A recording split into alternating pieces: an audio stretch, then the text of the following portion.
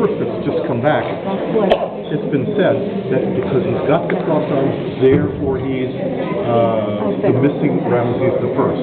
I don't think that necessarily holds true. We haven't done any scientific testing for DNA, things of that sort, to try to prove if that's right or not.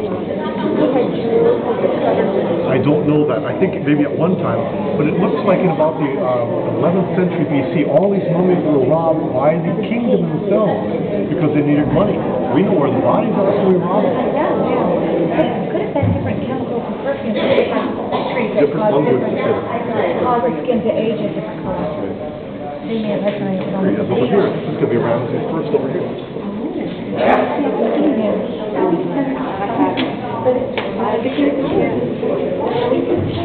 thought it was the one down there in the corner.